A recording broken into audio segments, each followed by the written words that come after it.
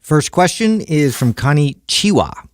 Is it true that shorter walks of 30 minutes or less will primarily burn sugar and carbs, while longer walks will primarily burn fat? Okay, yes, that's true, but no, it's not what you think it is. Okay, so here's what's true, right? When you're doing cardiovascular activity or any activity, you are burning energy, and the first type of energy that your body will burn is in the form of stored carbohydrates. Once that starts to get burned up and used, and believe it or not, you have a small supply of that in your body in comparison to the supply of fat that you have that you could burn for energy.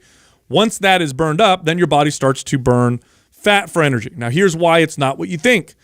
It's not what you think because just because your body's burning fat for energy doesn't mean you're going to get leaner later if you're still in a calorie surplus.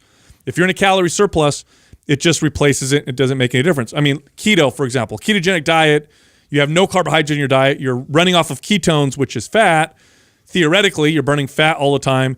And that's how they love to market it to you. Right. Can you gain body fat on keto, or can you not lose weight on keto or lose body fat on keto? Absolutely. Sure. So calorie deficit is necessary for fat loss, regardless of this, how much cardio you do and whether you're burning sugar, carbs, or fats. And the real benefit of comparison here is that a longer walk is going to burn more calories. Yes.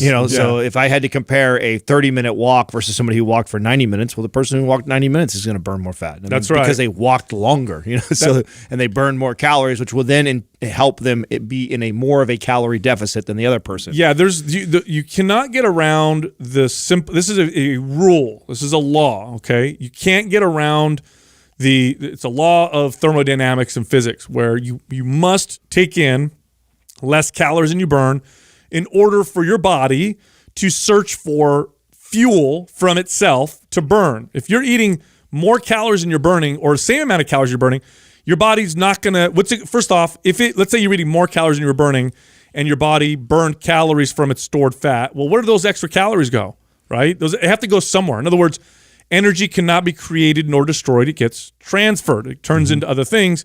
And so you can't get around that. So you have to be in a deficit to burn body fat. And you can do all the mixing things around, the magic you want, supplements and all this stuff.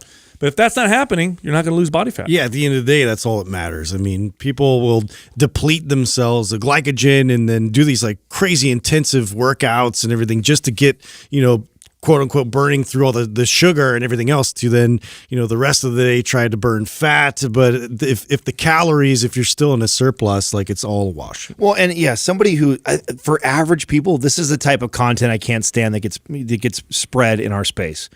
It's like for the average person, this is so splitting hair difference type of conversation. It's like focus on build. You know what'll help better than all this?